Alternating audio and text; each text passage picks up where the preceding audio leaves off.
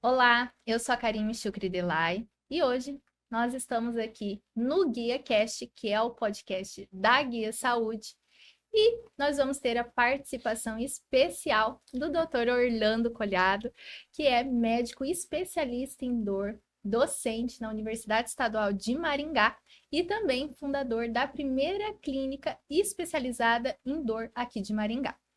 Doutor Orlando, é um prazer receber você. Muito obrigada por ter aceitado o convite e gostaria de agradecer a sua participação. Obrigado eu, né? Muito honrado com o convite.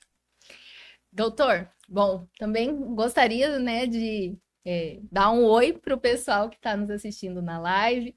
Sejam todos bem-vindos. E se tiverem alguma dúvida, pode ir colocando aí nos comentários que o doutor vai responder. Bom, doutor, sobre a questão de dor. Hoje a dor é um tema amplo, né? Como que o paciente ele sabe que ele pode te procurar? Então, o paciente que às vezes está com uma dor, algo que não passa, já buscou um tratamento específico, não melhorou, aquilo se torna crônico. A gente sabe que afeta a vida, bem-estar, numa forma geral desse paciente. Como que ele entende que ele pode te procurar? E quais os tipos de dor que você atende na sua clínica? Sim, sua pergunta é muito boa. O paciente que nos procura é o paciente que não melhora. Ele tem dor há muito tempo e já passou por tratamentos básicos como medicação analgésica e fisioterapia, não melhorou. Eles lembram do especialista em dor, porque nós temos formação para fazer diagnóstico de qualquer tipo de dor e tratar qualquer tipo. Muitas vezes o paciente não tem diagnóstico da causa da dor, por isso ele não melhora, porque o tratamento não é específico para a causa da dor que ele tem. Então, como exemplo, a gente recebe paciente com dor de cabeça, dor lombar nas costas, artrose de joelhos, quadris, ombros, fibromialgia. Então, todo tipo de dor que desafia a gente recebe no consultório. Perfeito. Eu perguntei, porque eu acredito que, assim como eu, muitas pessoas ainda tenham dúvidas sobre essa especialidade e que né, uma grande oportunidade para as pessoas que estão sofrendo com isso. Eu até falo, por questão particular mesmo, de família, que minha mãe já sofreu aí com dores e não consegue ver melhor, assim, nesse sintoma. Então, muito importante as pessoas que está nos ouvindo saber que pode procurar, que realmente vai ter esse tratamento.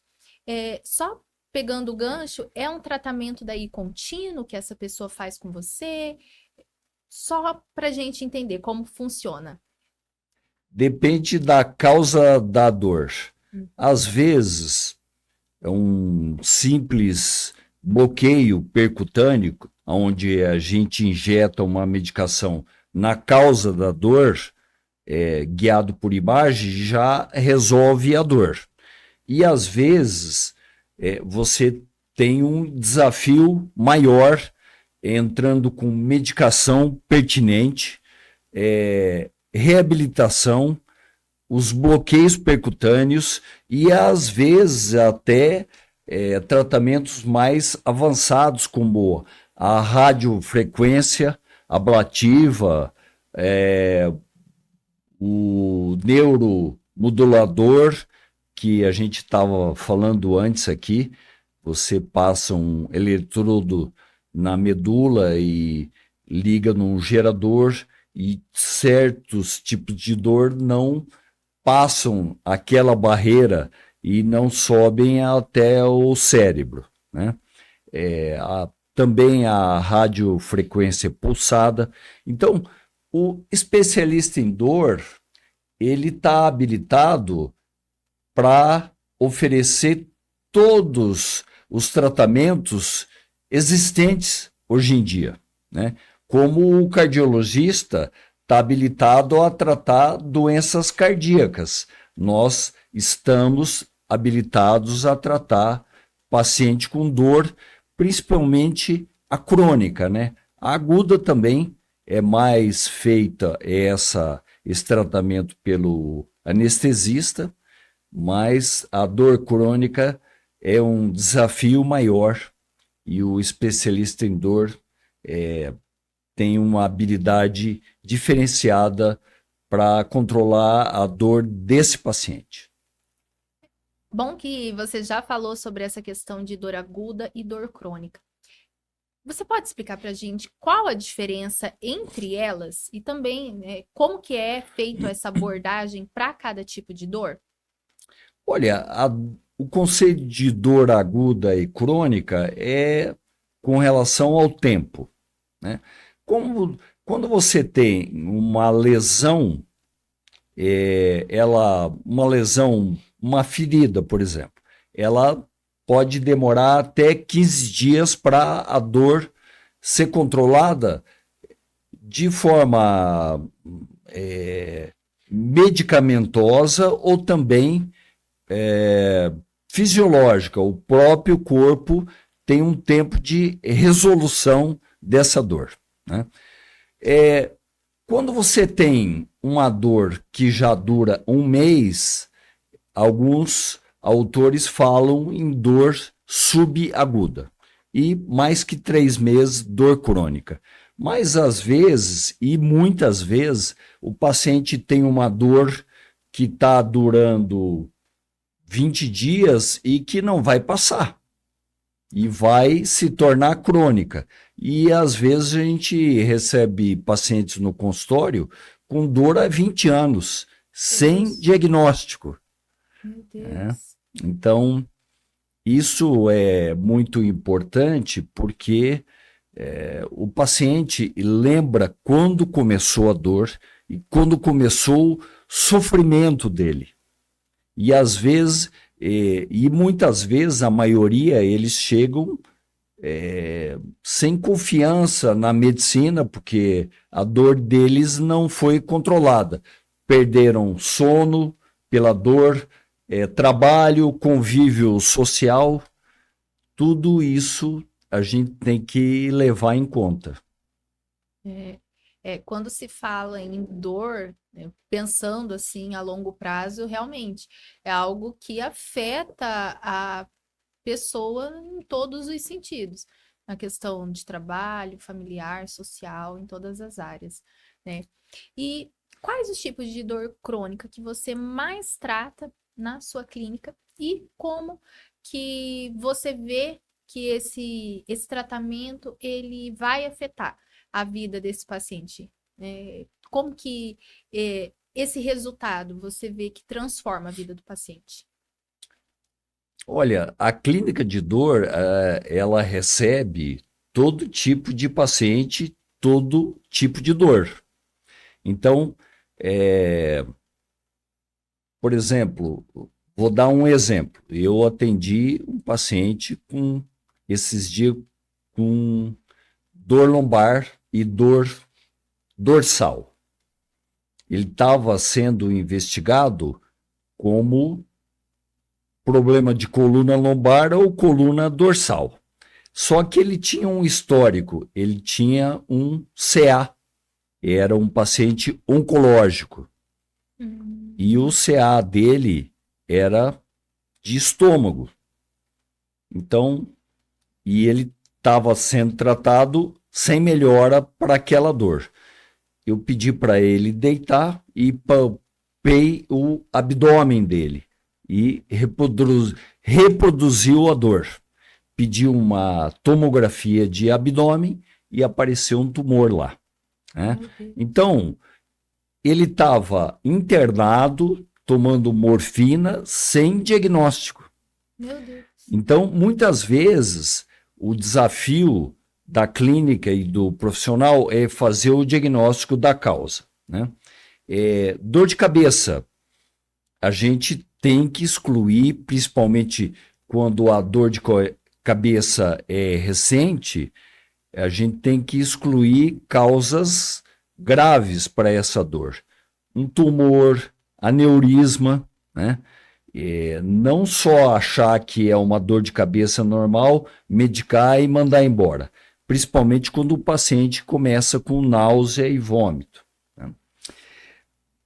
Dor lombar, muitas vezes hérnia de disco, lesão da vértebra, metástase óssea. Então, o conhecimento do especialista, ele tem que ser amplo para qualquer tipo de dor. E ele tem que saber tratar até aquelas dores que nunca ninguém viu, nem ele. Ele tem que ter aquele raciocínio clínico para ir juntando as informações e, junto com diagnóstico de imagem ou de laboratório, ajudar o paciente. Bom, acredito eu que esses pacientes que sofreram com essa dor por muitos anos, a hora que eles têm esse resultado, eu acredito que para você, como médico, deve ser muito satisfatório saber que mudou a qualidade de vida. Eles voltam na clínica, vão contar para você, relatar, agradecer, como que é? Muito. É gratificante, né?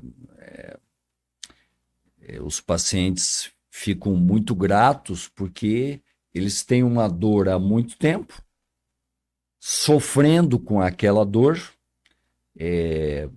Às vezes, até isso implica em término de amizades e casamentos, porque a pessoa não fica de bom humor com dor crônica, é um sofrimento crônico. E muitas vezes o paciente, sim, agradece, manda um presente, faz um depoimento, né? Então é gratificante, muito. Eu imagino, com certeza, né? Mudar a história de uma pessoa. Sim.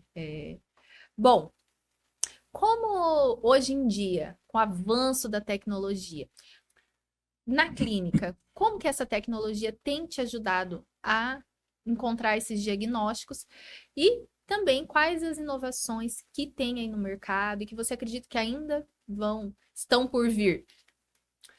Olha, mais uma vez, muito interessante a pergunta. Por quê? O especialista em dor, ele tem que trabalhar com outros profissionais. Por exemplo, a gente trabalha muito com profissional da radiologia, médico radiologista. E isso não só ajuda o paciente, porque a gente faz diagnóstico muito por imagem, né? A ressonância, o ultrassom, o próprio raio-x é muito importante para o nosso trabalho. Então, o auxílio do médico radiologista é muito importante. O auxílio do fisioterapeuta para reabilitar esse paciente, muito importante também, né? Laboratório, você faz muito diagnóstico pedindo exames de marcadores, por exemplo, de reumatismo ou mesmo de câncer, né? Tem exames específicos de sangue que indicam que o paciente tenha uma doença específica, né?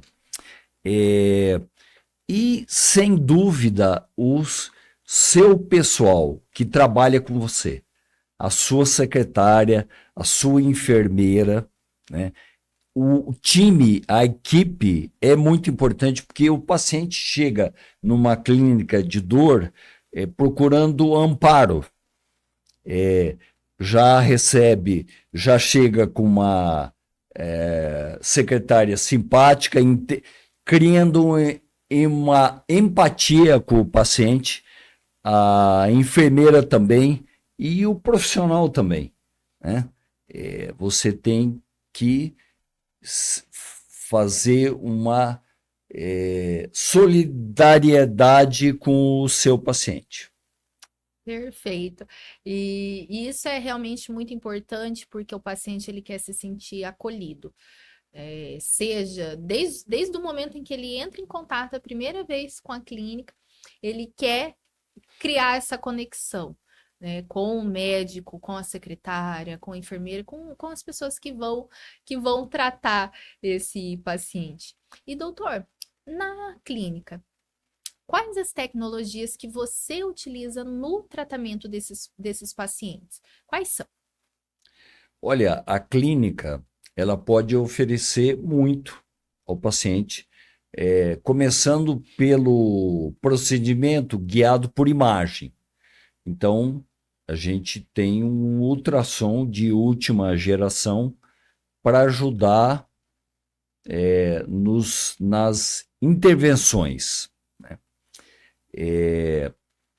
Outro aparelho importante é o raio-x, chama intensificador de imagem, que a gente leva o paciente para o hospital, porque tem que ter um preparo da sala com bloqueio de raio-x, né? Então, o hospital está preparado para isso. A gente leva quando precisa desse aparelho. E aparelhos que têm ação regenerativa. Por exemplo, o campo magnético, o laser, a própria medicina regenerativa. Tudo isso ajuda o profissional no controle da dor do paciente. Mas ainda o mais importante é o diagnóstico. A principal ferramenta da clínica é o profissional habilitado para entender a causa da dor e oferecer o melhor tratamento para o paciente. Perfeito, doutor. E até para quem está nos ouvindo, né, recomendo seguir o doutor Orlando Collado nas redes sociais. Então, você que está passando por dor, a clínica ela tem toda a estrutura, tem todos os equipamentos para fazer um diagnóstico de precisão e também todos os tratamentos necessários. Então, é importante as pessoas que estão nos ouvindo saberem todas essas tecnologias, todo esse tratamento que ele pode receber na sua clínica. Sim, a gente tem a página da clínica, clinidor.oficial. Perfeito. Então, quem está nos ouvindo, siga lá nas redes e acompanhe um pouco mais o trabalho do doutor. E falando então sobre esses tratamentos, como que funcionam os bloqueios nervosos? Porque existe, a gente sabe, né, ouve falar, mas acredito que assim como eu, não tem tanto conhecimento sobre o que é esses bloqueios nervosos e para quais tipos de dor eles são indicados, quando que você faz no seu paciente. Quando você faz o diagnóstico de uma lesão que tem participação do sistema nervoso periférico, por exemplo, túnel do carpo. É muito comum, né? O paciente com formigamento nos dedos e dor. É um nervinho que passa aqui no túnel do carpo, chama mediano, ele fica comprimido pelos tendões em volta dele e ele inflama e dói, né? O especialista em dor faz o diagnóstico. Esse paciente tem duas opções: ou ele opera, que é mais um procedimento mais agressivo, ou ele faz um bloqueio percutâneo, que consta só de uma anestesia local. Você liga o ultrassom, enxerga o nervo e vai até o nervo guiado por imagem, injeta um anti-inflamatório no nervo, o nervo desinflama e para de doer. É um exemplo. Tem aspectos mais avançados desse tratamento. Quando você leva o paciente para o hospital, você já tem um desafio maior. Tem que usar outro aparelho de raio-x que mostra numa tela, em tempo real, o seu procedimento. Você vai fazer um bloqueio autonômico, uma peridural cervical, ou torácica, ou lombar, ou outro procedimento que você precise de imagem, né? Então, esses são os bloqueios nervosos. A gente chama de bloqueio também, mas não é o termo correto, é uma aplicação. Por exemplo, o paciente que tenha uma artrose do ombro. Você vai lá, injeta um ácido hialurônico para lubrificar a articulação, injeta um anti-inflamatório na bursa para as bursites, nos tendões para as tendinites, e isso vale para ombro, joelhos, quadris, né? Então, essa é a tecnologia da imagem para ajudar o paciente. Muito resumido, né? A gente tem um leque muito grande de intervenções que podem ajudar o paciente. Eu digo que a intervenção é um diferencial no tratamento, depois do diagnóstico, né? Entrar com a medicação correta e com a intervenção mais indicada para aquele paciente, para aquela dor. E quais, assim, são as maiores patologias que são indicados esses bloqueios? Tem algo em específico ou não? Olha, várias patologias. Digamos assim, um exemplo muito comum: dor neuropática causada por uma hérnia de disco lombar, que é uma dor mista, né? O disco dói e o nervo que ele comprime dói, né?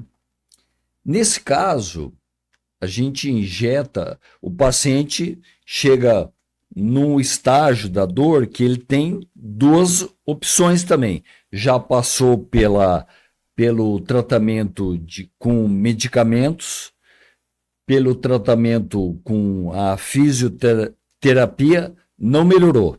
A gente faz um procedimento onde a aplicação da medicação é feita no nervo lesado e no disco que está causando a compressão do nervo. É um exemplo típico, clássico, de bloqueio percutâneo. Dor de cabeça, a gente faz um bloqueio dos nervinhos aqui, injeta uma medicação que desinflama o nervo e descola o nervo de estruturas vizinhas que estejam comprimindo o nervo. É outro exemplo de um procedimento muito comum na clínica. E procedimentos mais avançados, né?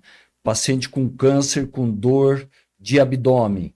Você vai lá nos nervinhos que levam essa dor até o cérebro e injeta uma substância que faz a neurólise do nervo. Ele para de mandar a mensagem da dor do câncer do abdômen que causa dor para o cérebro.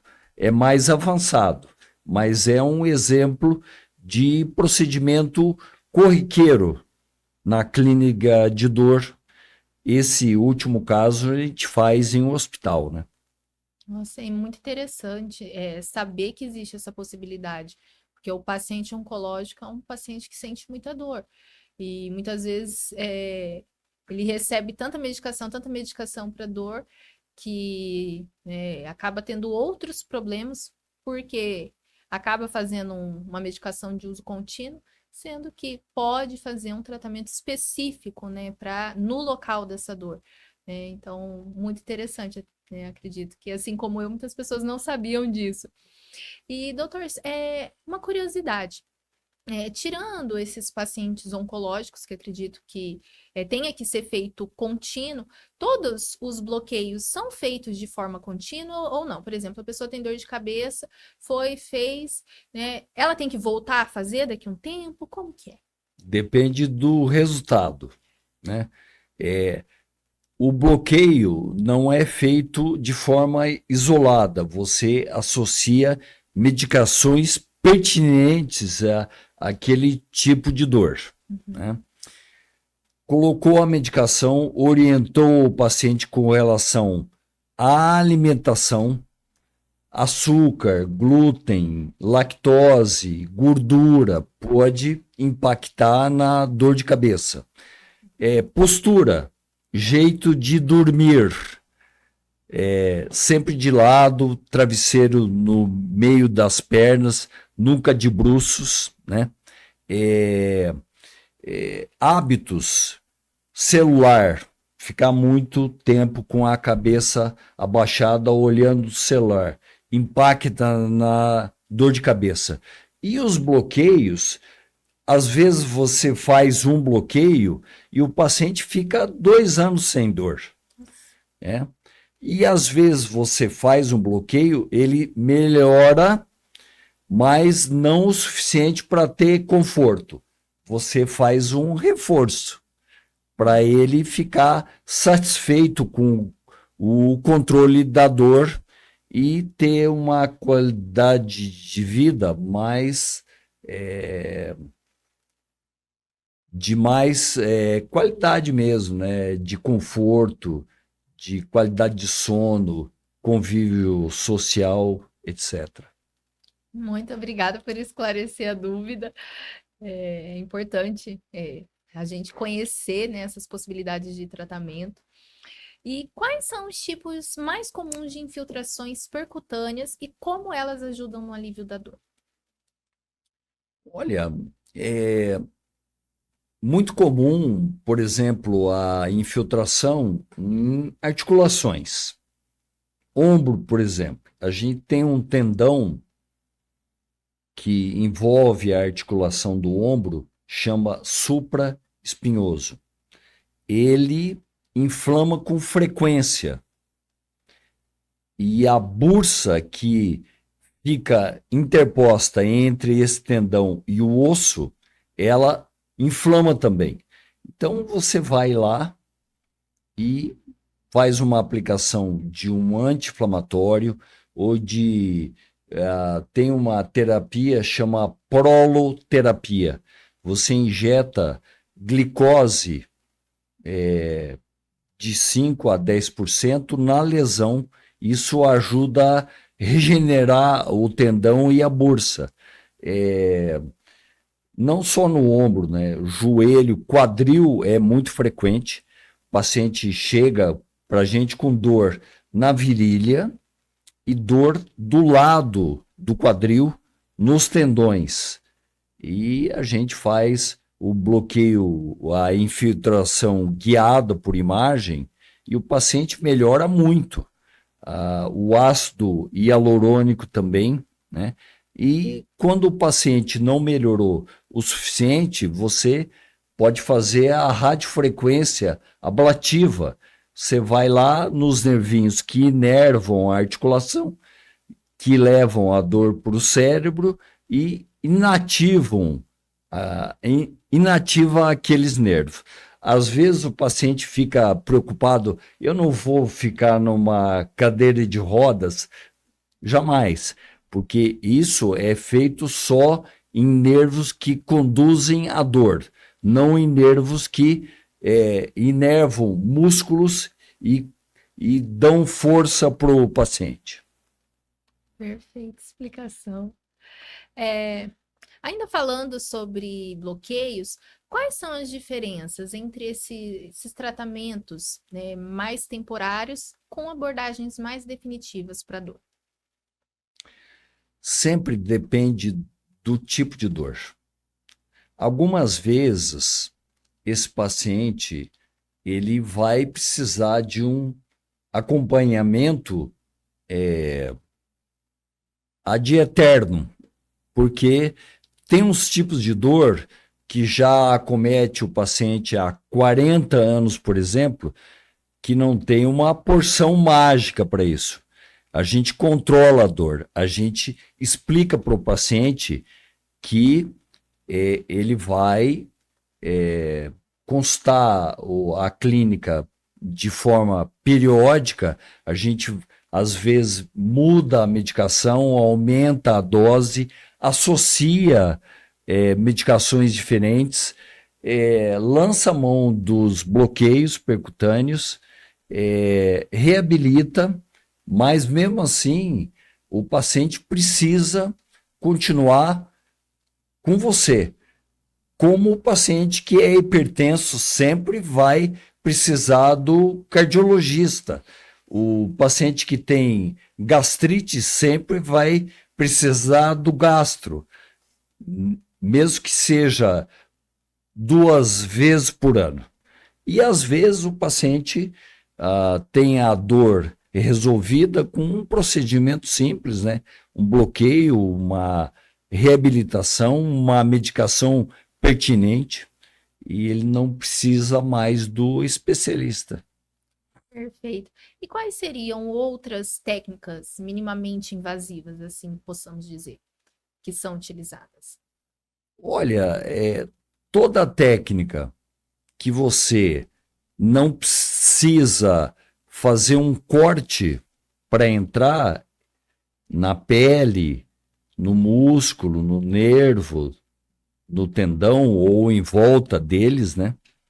São minimamente invasivos. Por exemplo,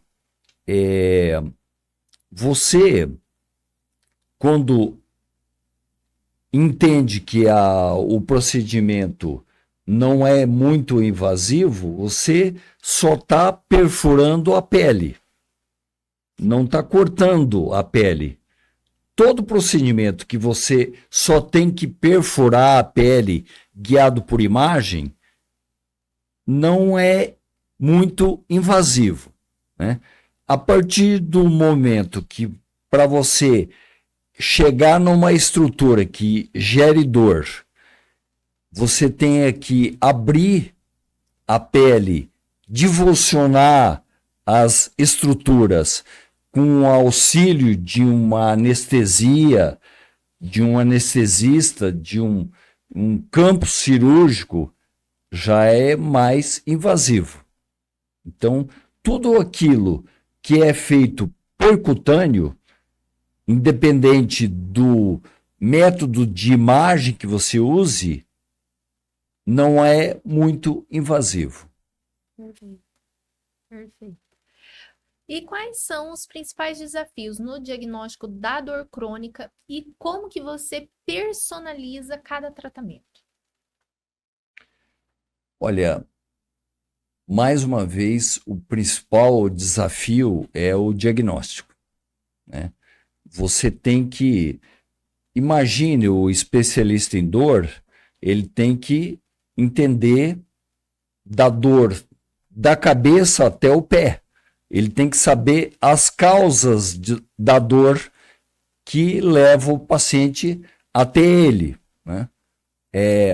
Por exemplo, eu atendi um paciente esses dias que fez uma cirurgia até comum, que é o desvio de septo. Ele ficou com há 6 anos já. Meu Deus.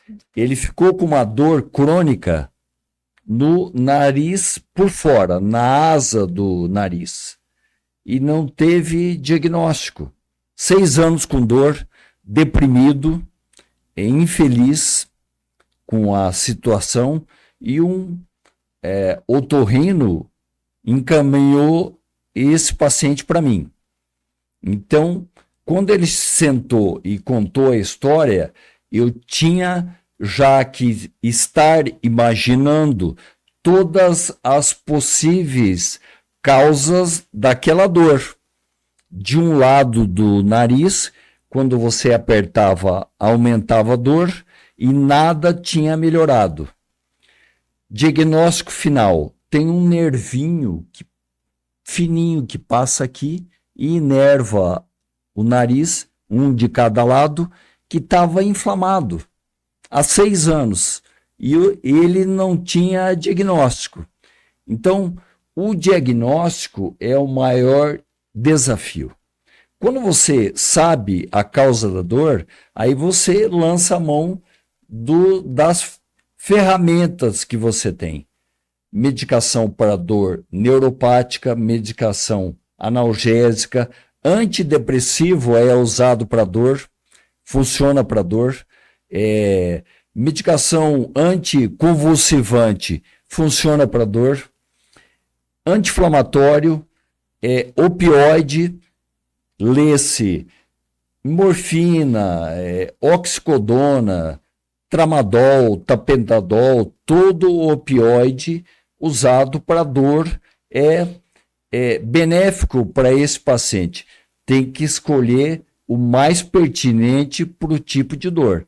Morfina não trata todo tipo de dor.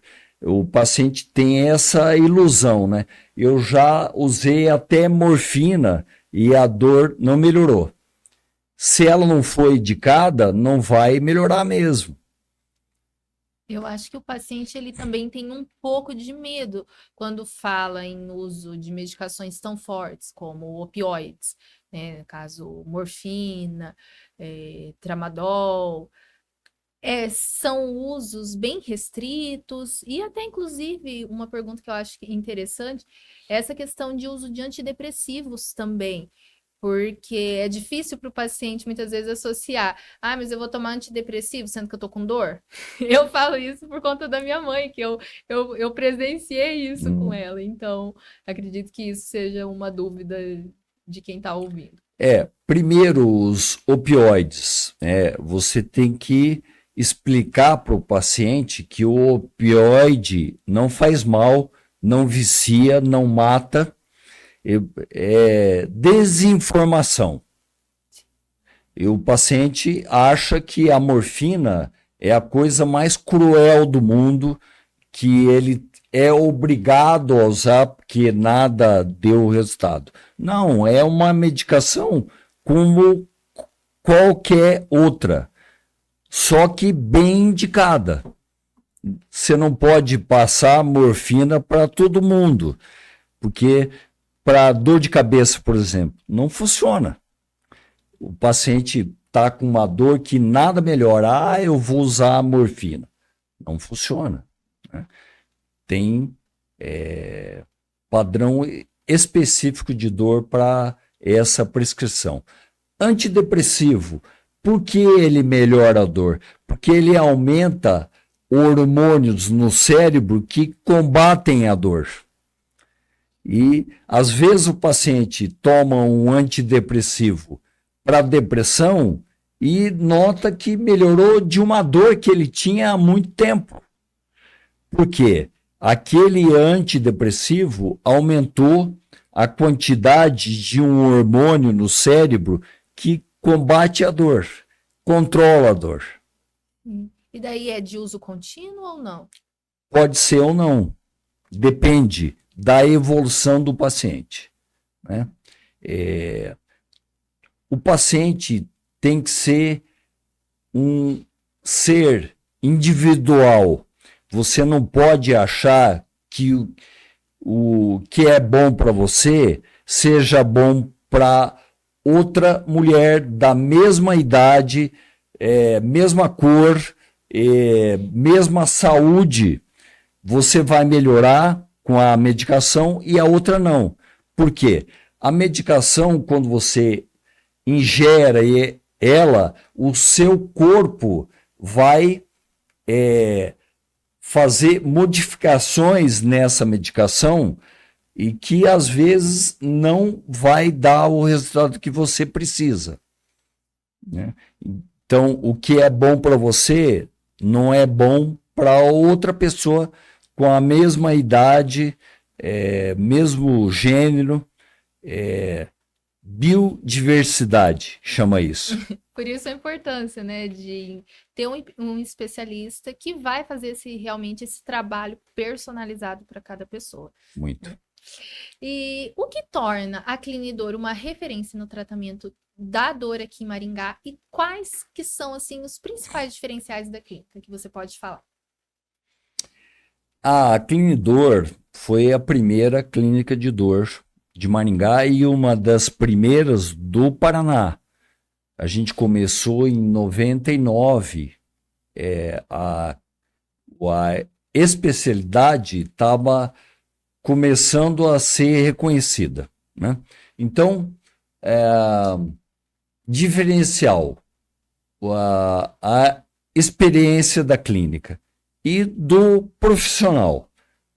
Eu fui anestesista, fiz outra residência em dor, eu fiz um doutorado em dor pela USP, eu já participei de cursos fora e dentro do Brasil, muitos deles como professor.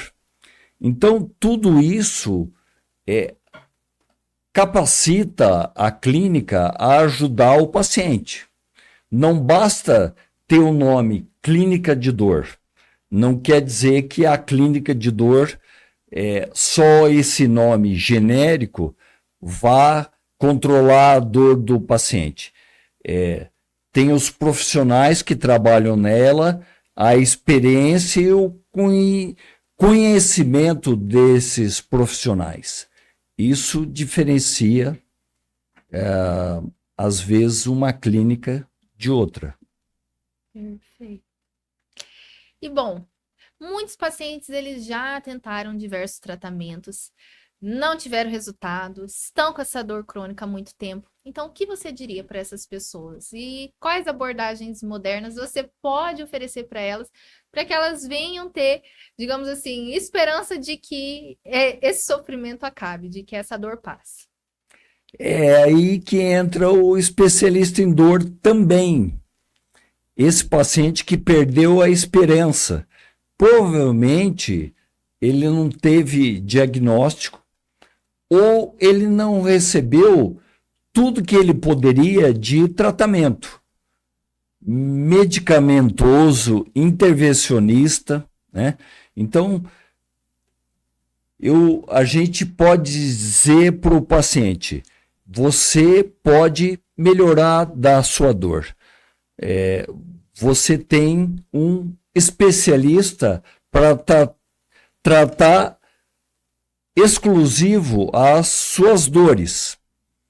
E a gente entra nesse mundo desse paciente que está sofrendo com depressão, fora do convívio social, da atividade laboral, porque tem dor há muito tempo que não foi controlada por falta de diagnóstico ou tratamento adequado. Bom, doutor, agora a gente vai fazer uma sequência de perguntas rápidas e daí são 30 segundos para você responder. Bom, alerta máximo. Em casos de dor aguda extremamente intensa e incapacitante, quais são os sinais de alerta que indicam que esse paciente deve procurar ajuda médica imediatamente? Existe algum tipo de dor crônica que pode evoluir para uma emergência? Dor aguda, que a gente chama de red flag, bandeira vermelha. Paciente com dor de cabeça que começa com náusea e vômito, em jato, por exemplo, é uma bandeira vermelha. Paciente com dor de abdômen, que começa com febre, prostração, tem que ser avaliado com urgência, pode ser um quadro de infecção. Paciente com dor lombar, com sangramento na urina, pode ser um tumor ou um cálculo renal. Então, o próprio paciente vai saber que a dor é diferente de todas e ele vai procurar o hospital, principalmente, nesse caso. Perfeito. Você sabia que muitas dores crônicas podem ser prevenidas com intervenções precoces? Quais são as principais atitudes que as pessoas podem tomar para evitar que uma dor aguda se torne crônica? Dor aguda, 72 horas não melhorou, já preste atenção nela. 15 dias não melhorou, mais atenção ainda. Por quê? Quando você manda mensagem dolorosa para o cérebro seguido, ela se torna crônica. Tem uma gaveta no cérebro que armazena essa informação. Tratamento inicial já com medicações pertinentes para esse paciente não evoluir para dor crônica. Algumas evoluem apesar do esforço. Quem nunca sentiu uma dor nas costas após um dia de trabalho e pensou que o problema se resolveria sozinho? Quais os riscos de ignorar esses sinais de alerta e não procurar ajuda médica a tempo? A dor lombar, que piora sentado ou em pé, que se irradia para uma das pernas, coxa ou perna ou pé, para o glúteo, do mesmo lado da dor lombar, tem que tomar cuidado que pode ser uma hérnia e ela pode travar o paciente, né? Dor cervical, por exemplo, que dá uma dor muito forte que se irradia para os braços, lado direito ou esquerdo, formigamento, dor incoercível. É um caso de mais repercussão para o paciente. Mito ou verdade? Se a dor é suportável, não precisa procurar um especialista, pois ela vai passar sozinha com o tempo. O que você diria sobre essa afirmação e quais as consequências de ignorar uma dor persistente? Se a dor nunca existiu e começa, não ignore. É sinal, porque a dor é um sinal de alerta. Ela avisa que algo não está bem no seu corpo. Então, pode ser uma causa de dor passageira ou pode ser uma causa grave de dor. Nunca ignore a dor. Ela avisa que algo não vai bem. Perfeito, doutor. Muito obrigada. E agora a gente segue para a nossa pergunta final. E eu gostaria que você falasse um pouco para quem convive com dor crônica. Que hábitos e cuidados diários você recomenda para melhorar essa qualidade de vida? Ótima pergunta. Principalmente alongamentos. O músculo é causa importante de dor, porque ele contratura e aumenta a dor. Não se iluda que você indo 2 vezes por semana no Pilates vai melhorar. Tem que fazer todo dia, inclusive em casa. Tem uns protocolos, você dá para o paciente e ele faz isso em casa. Medicação de horário. Não espere a dor aparecer. O especialista passa medicações para serem tomadas em horários fixos. Isso impede que a dor apareça. Boa qualidade de sono. Quem dorme mal tem mais dor. Então, uma noite tranquila de sono ajuda bastante. Momentos de lazer, um bom filme, uma boa série, distrai a cabeça do paciente, ajuda a controlar a dor. E entre outras ações que às vezes o paciente mesmo identifica. Ele fala, quando eu recebo visita de um familiar, eu melhoro. Quando eu estou com o filho, o neto, com o cachorro, o gato, eu melhoro. Então, tudo isso pode somar na melhora da dor do paciente que tem dor todo dia. Principalmente a dor que acorda o paciente. Essa é a pior. Se ela te acorda, não deixa ela acordar. Toma uma medicação antes de dormir para ela não te acordar. Porque no outro dia você vai acordar com mais dor e mal-humorado. Verdade, né? Essa é uma realidade, eu nunca tinha parado para pensar. E até inclusive você estava falando da alimentação, né? Interessante até saber que a alimentação também influencia nessa questão de dor, né? Tem alguma dica em relação aos alimentos para a gente encerrar? Alguns alimentos são pró-inflamatórios, causam inflamação, né? Então, por exemplo, a gente pede para o paciente não usar processados, embutidos, alimentos ricos em açúcar. Eu mesmo não uso mais açúcar. Lactose, se você não tem tolerância à lactose, não use. Use o leite sem lactose ou não use derivados do leite. E o glúten, né? Hoje em dia, no supermercado, alimentos sem glúten, tem muitos, né? Arroz, feijão, não tem glúten. Carne, não tem glúten. Macarrão, biscoitos, tem. Então, escolha esses alimentos sem glúten. Perfeito, doutor. Tem alguma pergunta aí? Tranquilo? Bom, doutor, então gostaria de agradecer imensamente a sua participação aqui conosco. Foi um prazer recebê-lo, entender um pouco sobre esse universo da dor, que para mim também era algo que eu não tinha conhecimento, e gostaria de agradecer a sua participação. Obrigado a você, ao Elton, pelo convite. Obrigado ao Chico por me receber tão bem aqui. E o filho dele também.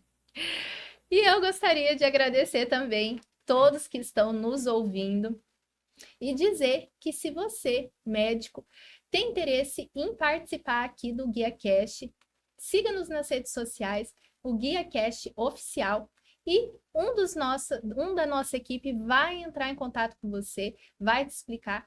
E também gostaria de agradecer aos nossos apoiadores, que é a Lovote Veículo e a Guia Saúde Cidades. Muito obrigada. Obrigado.